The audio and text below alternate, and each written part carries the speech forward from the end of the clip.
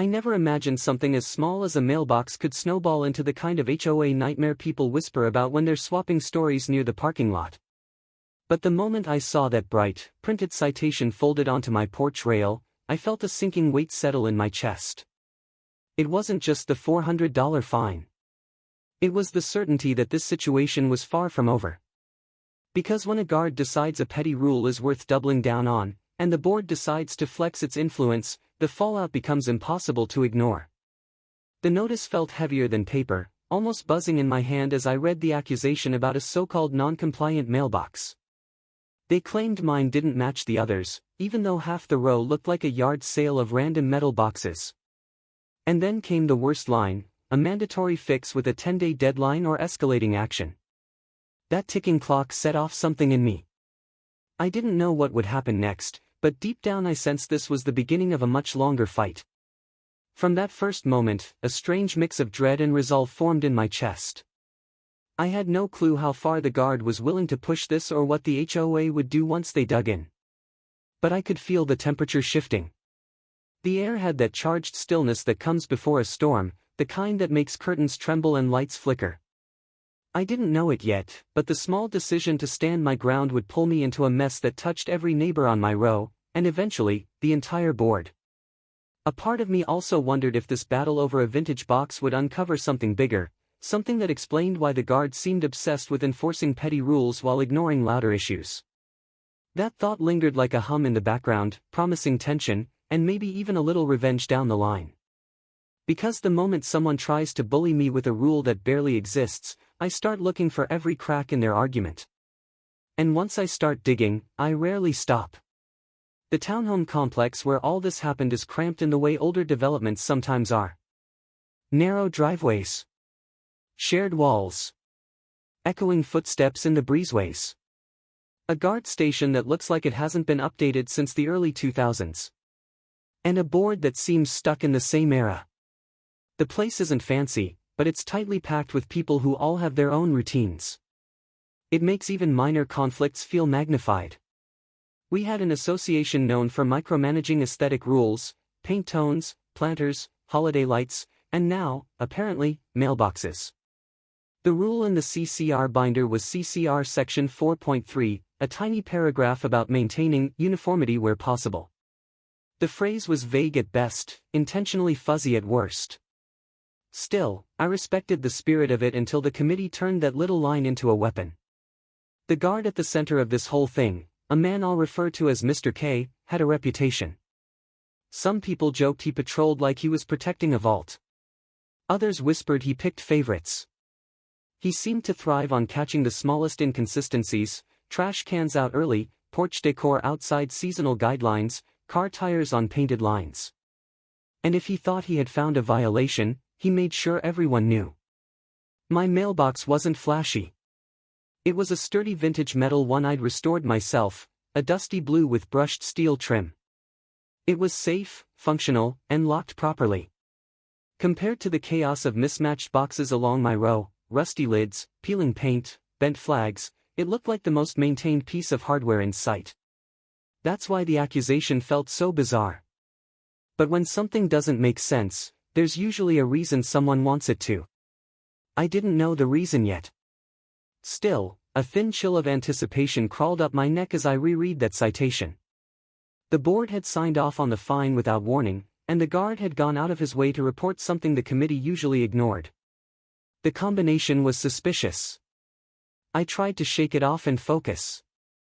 I stepped outside, letting the late afternoon sun warm my shoulders. A breeze rustled through the narrow walkway, carrying the familiar sounds of distant conversations and squeaking balcony rails. I scanned the row of mailboxes again, comparing each one. The contrast made the situation feel even more absurd. But under the absurdity was a growing tension, something that hinted this wasn't just about visual uniformity.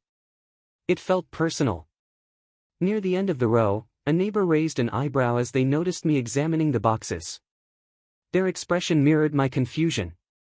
I didn't exchange words, but the shared look was enough to confirm I wasn't imagining the inconsistency. Still, I stepped back and took a breath. What mattered now wasn't just proving inconsistency, it was figuring out why the guard had singled me out. The more I thought about it, the more my stomach tightened. Because when power gets misused in a community this compressed, everything spirals fast.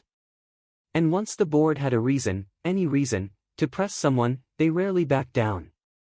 I'd seen it happen before with trash can infractions and fence repair deadlines. People paid out of fear, not guilt. But I wasn't planning to fold. I didn't realize it yet, but I had just stepped into the early stages of a classic HOA versus homeowner conflict, the kind of HOA revenge story that people end up binge-watching in late-night rabbit holes. And mine was only beginning. The moment I decided to fight the citation, I knew I needed evidence. Not armchair frustration, a real, solid record. So I grabbed my phone and started taking photos of the entire mailbox row. Rusted hinges. Faded colors. Bent posts. A few neighbors even had old newspaper slots still attached, technically prohibited under CCR Section 4.3. If this was about uniformity, the place was a disaster zone. As I snapped photos, I noticed something else. A small, laminated sign had been taped to the guard booth window. Aesthetic standards will be monitored for compliance. That sign had not been there earlier in the week. The ink looked fresh, the laminate crisp. It made my pulse sharpen. Someone was preparing for a push, and I was apparently the first target. I leaned closer to the booth window, listening. The hum of the old monitor filled the air, a low electronic buzz that blended with the faint sound of traffic from the main road. Under that hum, I could hear the subtle shuffle of paperwork. A stack of fresh citation pads lay on the desk inside. Newly issued. Untouched. That wasn't normal. Right then, something clicked in my mind. This wasn't random. This was a pattern forming. The kind that suggested the guard was either trying to prove something to the board or trying to climb some imagined ladder of authority. And in HOA worlds, power attracts people who love small victories. I walked back toward my unit, still deep in thought, and nearly missed the second piece of evidence, a discarded printout near the curb. When I picked it up, I realized it was an early draft of a meeting agenda for the upcoming monthly board gathering, dated May 12th. One bullet point caught my eye: enforcement of Section 4.3 Visual Standards, trial phase. That agenda excerpt became a crucial prop later. But in that moment, it filled me with a cold wave of recognition. This wasn't personal in the way I first suspected. It was worse. I was the test case. That realization twisted the whole situation. Because if the guard was setting me up as the first example, then whatever happened next would determine how far the board pushed enforcement on everyone else. And with a 10-day clock already ticking, I had to decide whether I was willing to let them use me as the poster child for a rule they barely enforced. But the deeper question was more unsettling: what happened when the guard doubled down after I appealed? And what would they do if I pushed back publicly? The pressure built fast. Every day, I felt that countdown in my chest as I added photos, screenshots, and notes to my growing file. It was like preparing for a trial I never asked for. But all of it served a purpose. Power only works when people don't question it. Once you challenge it, the cracks begin to show. I didn't know how deep those cracks went yet. But I could sense they were bigger than a mailbox. The air around the complex started feeling tense, like the quiet before someone slams a door. The wind picked up that evening, rattling loose plastic lids and sending dry leaves scraping across the concrete. A few neighbors lingered on their balconies longer than usual, glancing toward the guard booth like they sensed something too. By that point, I had collected enough evidence to challenge the citation. But I wanted more. I began asking neighbors, informally, what they knew about mailbox enforcement. Some laughed. Some rolled their eyes. A few shrugged and said the guard had been overly strict lately. Every answer reinforced my suspicion: this push wasn't about aesthetics. It was about control. I continued documenting everything. I took photos of the guard booth at different hours, noticing patterns in the guard's behavior. I tracked when he patrolled. When he stayed inside. When he walked toward my row and paused just long enough to make me uneasy. Even the weather seemed to emphasize the tension. Nights grew breezy and cool, making tree branches creak against the siding. Lights flickered occasionally along the walkway, adding an eerie undertone to the whole situation. The complex felt smaller, tighter, almost claustrophobic.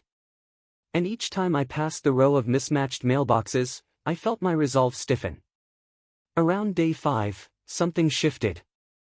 A neighbor quietly told me the guard had mentioned watching my area closely for further violations. That wasn't normal guard behavior. It was targeted. And the way it was phrased felt like intimidation, even without quoting the exact words.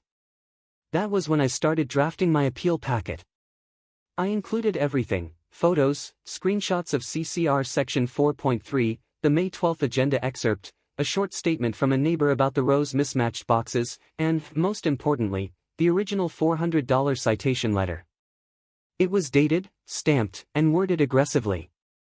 That letter made the situation real. And it was going to be the centerpiece of my argument. The deadline loomed closer, like a shadow lengthening every day. But the closer it came, the more determined I felt.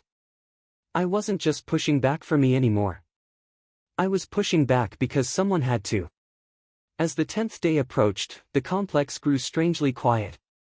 The wind still rustled along the narrow rows, brushing dust over the curbs and carrying faint sounds from the distant highway. But among the residents, a stillness spread, part curiosity, part anxiety. Everyone sensed something was coming. And they were right. I dropped off my appeal packet on day 9, fully expecting resistance. But I wasn't prepared for the guard's reaction the moment he saw me. He didn't need to speak. His posture, his stiff stance, the pointed glance at my mailbox, it all communicated one thing: he wasn't backing down. Even worse, he seemed ready to escalate. I walked back to my unit, the cool evening air brushing against my arms and carrying that buzzing anticipation I knew too well. This wasn't just a conflict anymore. It was a collision course. And I had no idea how violent the fallout would get once my appeal letter hit the board's inbox. The day after I dropped off my appeal packet, the complex felt different. Not quieter exactly, just sharper. Every sound seemed to carry a little farther. The slam of car doors. The rattle of metal gates. Even the distant hum of the main road seemed louder than usual. It was like the whole place was holding its breath, waiting for a decision that hadn't been made yet. I checked my email every few hours, refreshing compulsively. The board was supposed to acknowledge appeals within 5 business days. They had my packet, my photos, my printed copy of CCR Section 4.3, the May 12 agenda excerpt, and the original $400 citation letter all neatly organized in a folder. I had even written a calm, detailed explanation of why my mailbox should not be singled out when the row looked like an unintentional art project of random boxes. Late that afternoon, the acknowledgement finally arrived. It was short and stiff. The association confirmed they had received my appeal. They mentioned that the fine remained in effect pending review, and that an in-person hearing could be scheduled if I wished to present my case. They did not say they would pause anything. They did not say they would reconsider. The tone felt cold, like they were already preparing to dig in. What unsettled me more, though, was what happened outside my window later that evening. I glanced out just in time to see Mr. K standing near my mailbox again, clipboard in hand, writing something down. He didn't look around. He didn't examine other boxes. He focused on mine, took a photo, jotted notes, and walked away with that slow, deliberate pace of someone who knew they had leverage. That's when I realized he wasn't just enforcing a rule. He was building a case. Over the next 2 days, the tension thickened. I noticed small changes in his patrol. He seemed to walk past my row more often. He lingered near my porch. Sometimes I could hear the soft scratch of his pen from inside as he scribbled on that clipboard. The sound grated on me like an itch I couldn't scratch. Neighbors started approaching me more frequently, in that casual but pointed way people use when they're trying not to get dragged into conflict but also can't look away. They told me about other infractions they'd seen him hand out. A decorative flag someone had hung for months without incident suddenly became a violation. A potted plant on a shared stair landing was suddenly blocking emergency egress. None of this was happening before the agenda had mentioned enforcement. The more stories I heard, the clearer the pattern became. The board had given him a green light, and he was using it enthusiastically. I doubled down on my documentation. I added new photos, this time showing his repeated focus on my mailbox while other mismatched ones sat ignored. I logged dates and times in a notebook, noting when he passed, paused, and wrote. It felt obsessive, but it was necessary. If this was turning into a fight over credibility, I needed to be ready. What made it worse was the uncertainty. The appeal timeline was vague. The board only met once a month. Their message suggested I could request a hearing, but they didn't give me a date or a process. I had to dig through the association handbook to find the line about owners having a right to an appeal in front of the board before fines escalated. So that's what I did. I sent a follow-up email formally requesting an in-person hearing.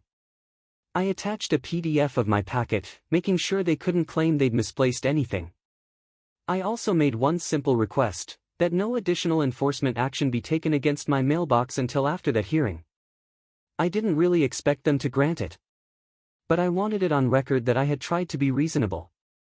The reply from the board came 2 days later, in the form of a bland, carefully worded email that made my teeth clench. They agreed to schedule a hearing but declined to pause enforcement. The hearing would take place in 10 days, just before their regular monthly meeting. It would be held in the small multipurpose room near the mailroom. Owners were allowed to attend, but only the board could vote. That alone felt like a small blow. But the real hit landed when I stepped outside later that day and found a new document taped to my front door. It was printed on the same thick, white paper as the original citation, but this one was labeled Final Notice. The heading was bold, and the date, May 22nd, was stamped firmly at the top. The notice referenced the original $400 citation, declared that the violation remained unresolved, and warned that additional financial penalties could be applied for failure to correct before the deadline. At the bottom, in smaller print, it referenced the association's authority to attach unpaid fines to a homeowner account and pursue further remedies allowed under the governing documents. It didn't spell everything out, but it didn't have to. The implication was clear: if I didn't fall in line, this could get expensive. I stood there in the dim hallway light, the paper fluttering slightly in the air from a nearby vent, and felt that familiar mix of anger and anxiety rise again. The board hadn't even heard my appeal yet, but they were already acting as though I had no chance of winning. I peeled the notice off my door carefully, smoothing the edges where the tape had tugged. That final notice dated May 22nd would become another piece in my growing pile of evidence. Another prop to lay on the table when it was my turn to speak. That notice changed the stakes. Before, this had been about a single $400 fine and a principle I didn't want to surrender. Now it was about how far the board would go financially if I refused to comply before the hearing. The threat of escalating charges and the hint of potential long-term consequences turned the conflict from petty inconvenience into something that could eventually touch my savings, my resale value, even my peace of mind. The association had made one thing clear: if I wanted to stand my ground, I had to be ready for them to squeeze my wallet. There was no way I was backing down now. I spread everything out on my dining table that evening: the original citation, the final notice dated May 22nd, the printed agenda excerpt mentioning enforcement, copies of CCR Section 4.3, and a stack of photos showing the inconsistent mailboxes. The faint hum of the refrigerator and the soft buzz of a ceiling light filled the silence as I shuffled and reordered the pages, trying to build a narrative. I didn't just want to show that the rule had been selectively enforced. I wanted to demonstrate a pattern of abuse, a guard empowered to harass specific homeowners while the board looked the other way, and a process designed to make resistance as financially painful as possible. The more I organized it, the more a plan began to form. I realized the appeal didn't have to be a quiet, private issue. The hearing was technically open to other owners. The board couldn't stop them from attending, as long as the room didn't exceed capacity. If this was going to become a turning point, why not turn it into a public moment? Over the next few days, I started talking more openly with neighbors. I explained that I had an appeal scheduled about a mailbox fine and invited them to show up, not to shout, not to cause a scene, but to witness. Some were hesitant. Others were curious. A few were angry, especially when I mentioned the final notice and how it threatened further action before the appeal. One neighbor told me they'd recently received a notice about a supposed landscaping infraction, something minor they'd never been warned about before. Another mentioned they'd been cited for a parked car that had never been an issue under previous guards. The pattern was becoming clearer, and people were tired of it. The air around the complex began to feel charged again.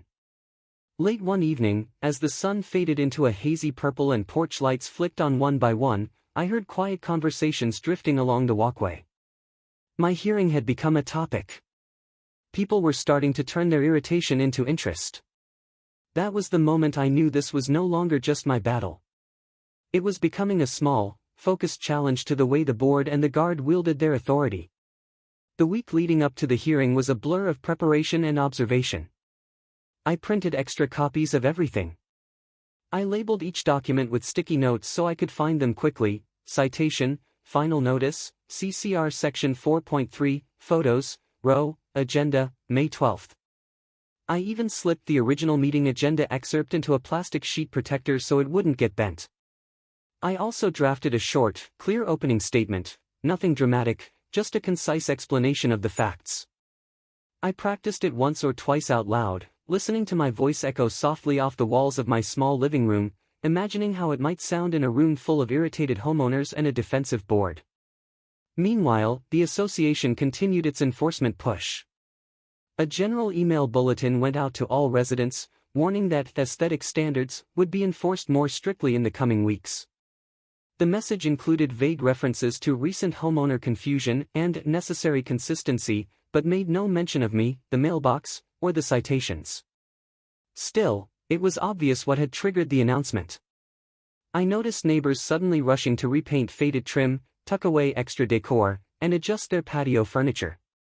The enforcement wave was working. People were complying out of fear of fines they couldn't afford or energy they didn't want to spend fighting. But a small group didn't just quietly comply. They came up to me with questions. They asked what I planned to say. They wondered if it was worth challenging the board at all. I told them what I had decided, that I was going to show up, present my evidence, and refuse to pay for a rule that had not been applied fairly. Whether I won or lost, I wanted the process to be visible. The morning before the hearing, I received one more piece of mail, a short letter on association letterhead, confirming my appeal time and reminding me of the hearing procedures. It also repeated, almost word for word, the threat that unpaid fines could be added to my homeowner balance if not resolved. They really wanted that part to sink in. I slid that letter into my evidence folder as well. Every repeated threat, every reference to financial consequences, helped reinforce the pattern I wanted to highlight. By that point, the pattern was impossible to ignore: a guard hyper-focused on my so-called non-compliant mailbox, a board eager to uphold a $400 fine before even hearing my side, and a string of notices designed to remind me that their power could hit my bank account. I had my photos, my citation and final notice, my agenda excerpt, and now a hearing letter, all lined up to challenge a system that clearly preferred people to stay quiet and pay. The night before the hearing, the complex was unusually calm. The sky had that soft, muted glow that comes right after sunset, with a faint orange tint fading into navy. Porch lights clicked on in a staggered pattern, casting overlapping circles on the walkways. Somewhere in the distance, a dog barked once and fell quiet. Inside, I spread my materials across the table for one last review. I organized everything into a simple sequence. First, I'd show the row of mismatched mailboxes. Then I'd reference CCR section 4.3 and its vague language. After that, I'd walk the board through the original citation, the final notice dated May 22nd, the May 12th agenda excerpt describing a trial phase, and the recent enforcement bulletin that had set everyone on edge. I wanted the board to see what I saw, not a single isolated action, but a clear line of decisions that all pointed one way, toward control, not fairness. Before I went to bed, I added one more thing to my folder: a short written statement signed by two neighbors confirming that their mailboxes did not match mine, or each other, and had never been challenged before. The statement wasn't complicated, but it added a layer of corroboration I knew might matter. As I turned off the dining room light and stood for a moment in the dark, listening to the faint hum of the building's old ventilation system, I felt a calm I hadn't expected. The fear was still there, sure. But it sat alongside something stronger, the knowledge that I was walking into that hearing as prepared as I could be. Whatever happened next would not be decided quietly. The day of the hearing started with gray skies and a steady drizzle, the kind that coated the walkway in a thin sheen and made car tires hiss as they rolled past. The damp air carried the smell of wet concrete and faint laundry detergent from vents above. It was the kind of weather that made people move a little faster and talk a little softer. I arrived early, evidence folder in hand, and walked toward the small multipurpose room near the mailroom. The door was slightly ajar, and I could see a folding table set up inside with simple chairs arranged in a half circle. A few board members were already there, shuffling papers and adjusting their files. The overhead lights flickered once and then held, bathing the room in a flat, pale brightness. I checked in with the association administrator, who marked my name on a printed list. I noticed that next to my unit number, there was a note, Mailbox, Section 4.3 Enforcement. That was how they'd labeled my situation. Simple. Clinical. It didn't show the weeks of stress, the constant patrols, or the threatening language in the notices. As the start time approached, homeowners began to trickle in. Some came alone, some in pairs. A few glanced at me knowingly, recognizing me from our recent conversations. They took seats along the back wall or near the side, avoiding the front row but staying close enough to hear. Every extra person who walked in made the room feel smaller, the air warmer. I chose a seat where the board could see me clearly and my evidence folder could rest on the table in front of me. I set the final notice dated May 22nd on top, letting the bold heading show. The pages underneath formed a neat, impenetrable block, the stack of paperwork they had created, now turned into a mirror. When the board formally began the meeting, they moved through their usual agenda items first: budget updates, maintenance issues, minor business. My hearing was placed ahead of the general open forum, but after all the routine matters. It made the wait feel longer, like they wanted to remind everyone that everyday business mattered more than the individual conflict they had triggered. Finally, it was my turn. I was invited to present my appeal. I opened my folder, flattening the pages against the table so they wouldn't curl. The room quieted. The hum of the old ceiling fan filled the space, blending with the soft patter of rain against the high, narrow window. I walked them through my story from the beginning, just as I had rehearsed. I described the mismatched row of mailboxes and the vague language of CCR Section 4.3. I explained how the guard had focused on my unit despite obvious inconsistencies all around. I laid out the sequence of events: the original $400 citation, my documented evidence, the appeal packet, the final notice that threatened further consequences before the hearing had even been scheduled. I did not raise my voice. I did not ramble. I kept my tone even, calm, and careful. Every sentence connected to a piece of paper I slid forward or a photo I pointed out. As I spoke, I could feel the room shift. Some board members kept their expressions neutral, but others showed flickers of discomfort, tightened jaws, narrowed eyes, hesitant glances at each other. A few homeowners leaned in slightly, watching the documents more than they watched my face.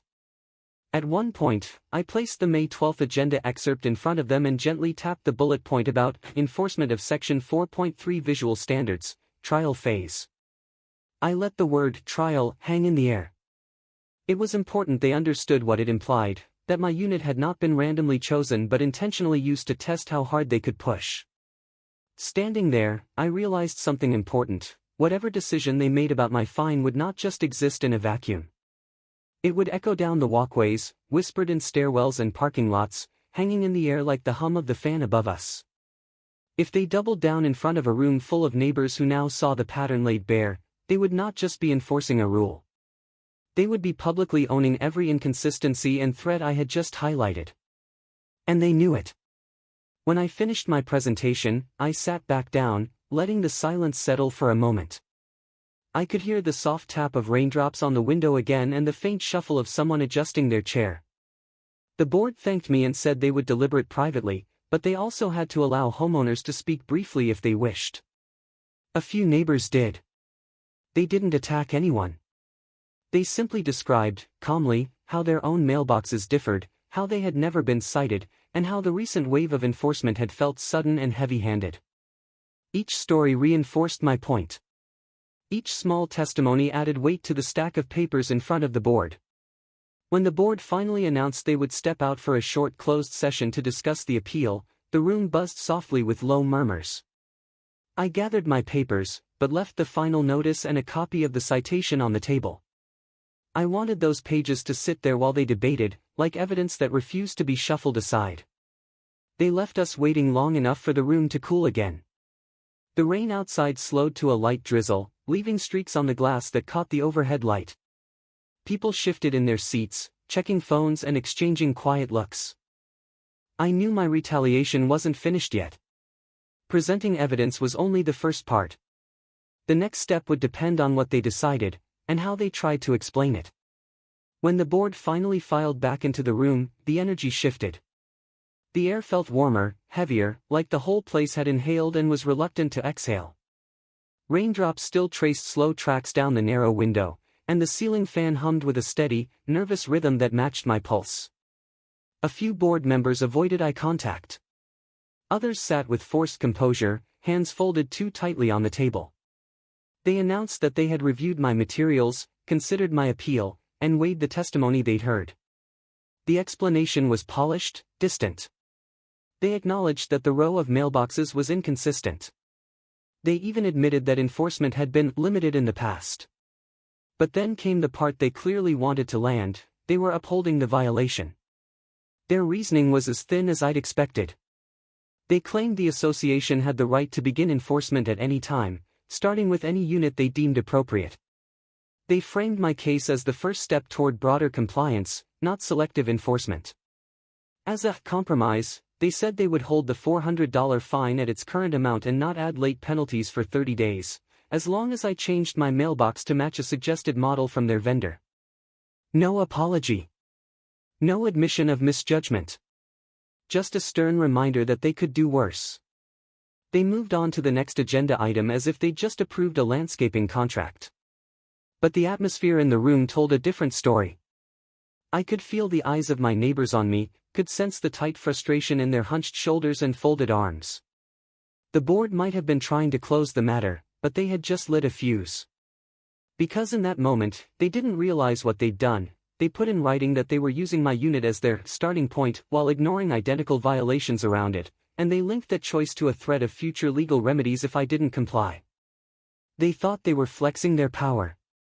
What they didn't understand was that every threat they added made their position riskier if anyone ever questioned whether their authority was being misused. For the first time, it wasn't just my money they were gambling with. It was their own liability. I gathered my documents slowly, sliding the final notice dated May 22 back into my folder. The edges felt smoother now, worn by my handling. The homeowners around me began to stir, murmuring quietly. No one needed to speak directly. The disappointment in the air was loud enough. As the meeting moved into general open forum, I stayed seated but listened carefully. A few residents used their brief minutes to express concern about the sudden enforcement wave, the stress of unclear standards, and the feeling that things had become more adversarial than supportive. The board responded with careful phrases about policy consistency and fairness to all, but all of it sounded thin now. When the meeting finally adjourned, people filtered out into the narrow hallway. The overhead lights buzzed softly, casting a harsh glow on the beige walls as the crowd squeezed past. Several neighbors paused to pat my shoulder or offer quiet encouragement in their own ways. One mentioned they were angry on my behalf. Another said they couldn't believe the board had ignored the obvious inconsistency I'd laid out. I walked back to my unit through misty air and damp concrete, my shoes making faint squeaks on the wet surface. I was disappointed, sure, but not surprised. I had gone into the hearing ready for them to uphold the fine. What mattered now wasn't their verdict, it was what I did with it. Retaliation wasn't about screaming or breaking rules. It was about taking a system that counted on people shrinking back and making it look at itself in a mirror. The next morning, I sat at my dining table, evidence spread out one more time, and changed my focus. Up until now, I had played defense, appealing, explaining, asking for fairness. The board had made it clear they weren't interested in that. So I shifted into something more structured, something that forced them to deal with consequences they couldn't control with a simple vote. The first step was to document their decision in my own words. I wrote a summary of the hearing, noting the key points: their admission that enforcement had been limited, their claim that they could begin anywhere, their emphasis on starting with my unit, and their threat to pursue additional remedies if I refused to comply after 30 days. I referenced the hearing notice, the final notice dated May 22, and the bullet point from the May 12 agenda describing the trial phase of enforcement. That summary wasn't just for me. It was for anyone else who might need to understand what had happened, whether that was another neighbor, a property manager, or someone in a more official capacity someday. Next, I drafted a short, clear letter to the association's management company.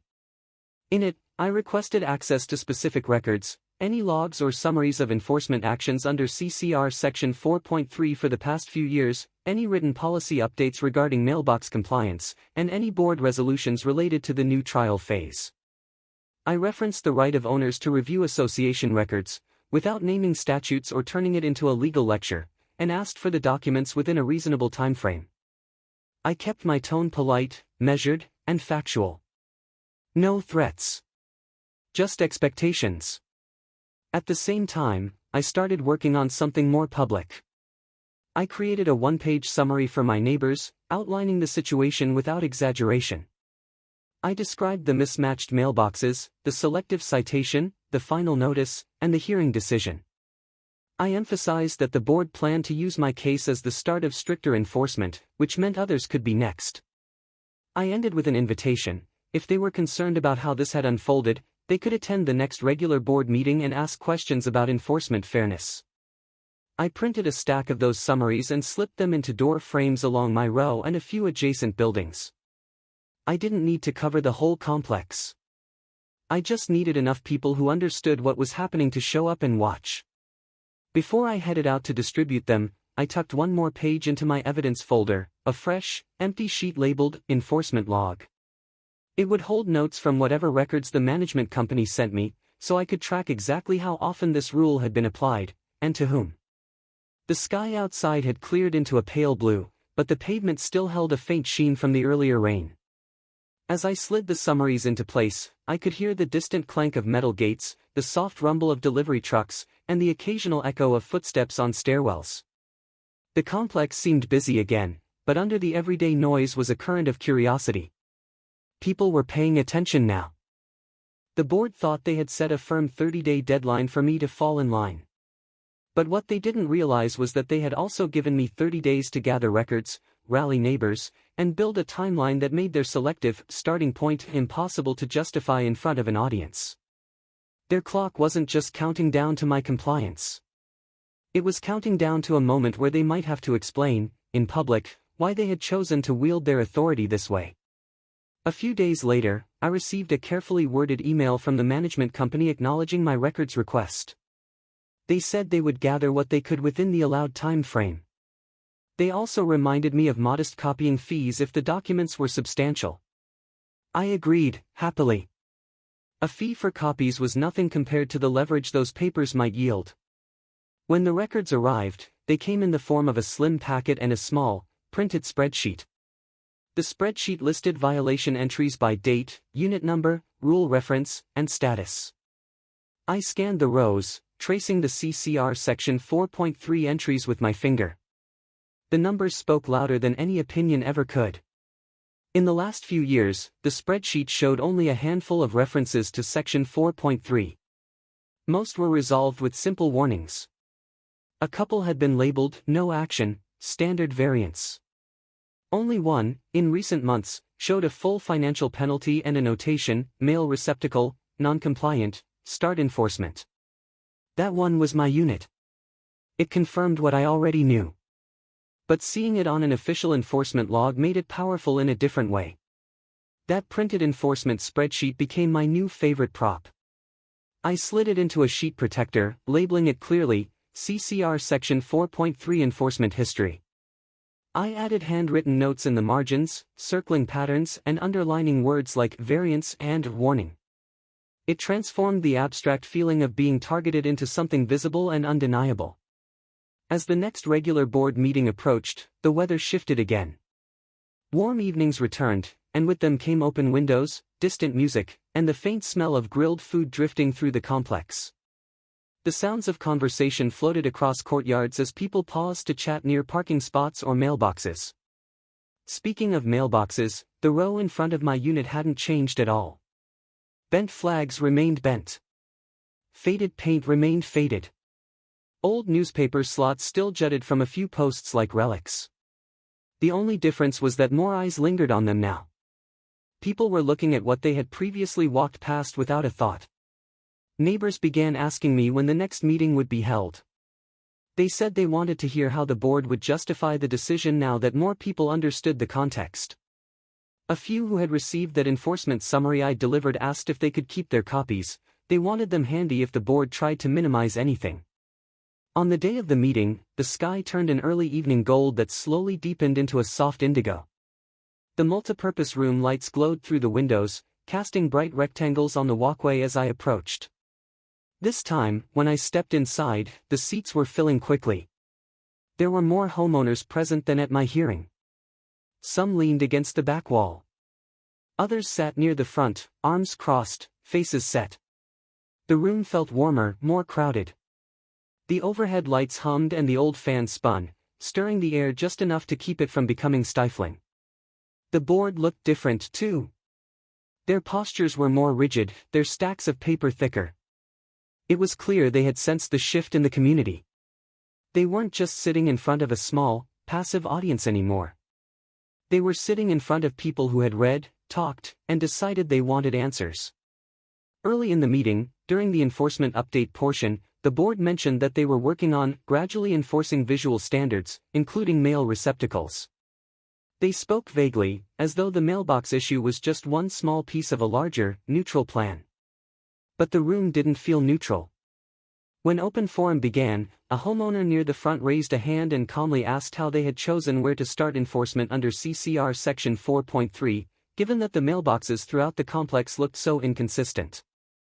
The board tried to answer with generic language about phased processes and resource limitations. That was my cue. I stepped forward and asked if I could briefly clarify my experience as the first enforcement phase. They couldn't really stop me, not in open forum. So, I presented the enforcement spreadsheet.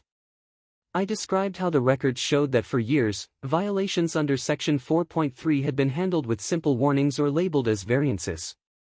I pointed out that only one recent entry had been escalated into a full fine, my mailbox, and that it was clearly labeled as the starting point for enforcement. I made sure to mention, again, the inconsistent mailboxes all over the row and the lack of prior citations for them. I didn't accuse anyone of anything explosive. I didn't need to. I let the contrast between their words and their own records do the heavy lifting. As I spoke, I could see the realization dawning on some faces in the room, not just among the homeowners, but at the board table too. They weren't just facing a stubborn resident now. They were facing a room full of people who understood that if selective enforcement ever escalated into something bigger, the association might have more to lose than a single fine could ever gain. The financial threat they had waved over my head suddenly had another side, the possibility of formal complaints, disputes, or challenges that could cost them far more in time, money, and reputation. The treasurer, who had stayed mostly quiet up to that point, finally leaned forward. In a measured tone, they stated that, based on previous legal advice the association had received, enforcement of aesthetic rules should be as consistent and objective as possible to avoid any appearance of favoritism or targeting. They said that if a homeowner produced credible evidence of widely inconsistent enforcement, especially with documentation from the association's own records, it made sense to re-evaluate how a particular case had been handled. It felt like a carefully worded lifeline, to the board, not to me. But it still changed the tone. The room seemed to hold its breath for a moment. The fan whirred. Someone shifted in their chair, the metal legs scraping softly against the tile. It was one of those small, suspended pauses that tell you a decision is tilting in a new direction. The board went into a brief closed discussion again, more rushed this time. When they returned, they announced a new decision. They would rescind my $400 mailbox fine, void the citation as part of a broader policy reset, and pause all enforcement under CCR Section 4.3 until they had created clear, written standards for mailboxes and given all owners a reasonable timeline, and options, for compliance. They tried to frame it as a thoughtful, proactive step. But everyone in the room knew what had actually happened. They had realized that pushing a single owner as their test case had backfired once that owner refused to quietly fold. The meeting moved on to other business, but the energy had shifted. People were less tense, more focused. They had just seen what happened when someone pushed back using the very systems and records the board relied on. As for the guard, he sat near the back of the room, stiff and expressionless. He hadn't expected this outcome. For weeks, he had walked those rows like he owned them. Now, his enforcement was not just paused, it was under a microscope. The aftermath didn't happen overnight. But it came in steady, noticeable waves. A few weeks after that meeting, the association sent out a detailed bulletin to all homeowners. It acknowledged that visual standards, including mailbox appearance, needed clearer guidelines. The bulletin attached a draft policy for review, with diagrams of acceptable mailbox styles and colors. It also proposed a phased replacement plan that would give owners several months to comply, along with the option of a partial association subsidy for units with heavily deteriorated hardware. That bulletin felt very different from the aggressive notices I had received at the beginning. The tone was cautious, almost careful. Instead of threats, it emphasized cooperation and shared goals. Instead of singling out one unit, it treated the entire complex as a group. Neighbors stopped me in the walkway to talk about the change. Some were amused that a single vintage mailbox had pushed the board into rewriting an entire standard. Others were relieved that they now had clear choices instead of random citations. More than one person told me they had been ready to give up if the board had doubled down again, and instead, they had seen them back off. The guard's presence changed, too. At first, he simply seemed more restrained. No more lingering near my unit. No more obsessive note-taking by the mailboxes. His patrol routes became shorter, his posture less aggressive. A month later, a quiet notice appeared in the lobby announcing that the security vendor had reassigned staff and that a new guard would be taking over our complex. There was no mention of why. The new guard was calmer. Less intense. They still did their job, but their focus was on actual safety, not aesthetic gotchas.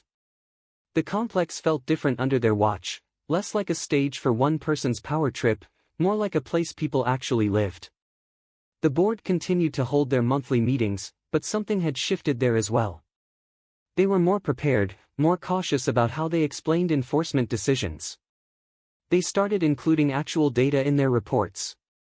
When they mentioned new rules, they also mentioned how they would be applied and what recourse owners had if they disagreed. It wasn't perfect, but it was better. As for my mailbox, I eventually agreed to change it when the new standard kicked in. Not because I felt forced, but because I wanted the row to look cohesive once it was done properly. The association offered a small credit toward the cost, and I used it to choose a model that matched the new guideline but still felt solid and secure. I kept my old vintage mailbox, though. I cleaned it one last time, wrapped it carefully, and stored it on a shelf in my garage. It wasn't just scrap metal to me anymore. It was a reminder, a symbol of how something small could expose a much bigger problem when someone refused to let it be brushed aside. On quiet evenings, when the light outside turns soft and the complex settles into its usual hum of distant TVs and muffled conversations, I sometimes think about how different things could have gone if I had just paid the fine. The board would have chalked it up as a win. The guard would have felt even more empowered. The next person to get cited might have been someone with less time, less documentation, or less patience to fight back. Instead, the community got to watch an overreach slowly unravel under its own contradictions. That's the part that stays with me, not just that my fine was rescinded, but that everyone else got to see what happened when the association's authority met a homeowner willing to push back using their own rulebook. It turned an isolated frustration into a quiet, collective lesson. Tell me your HOA horror in one line.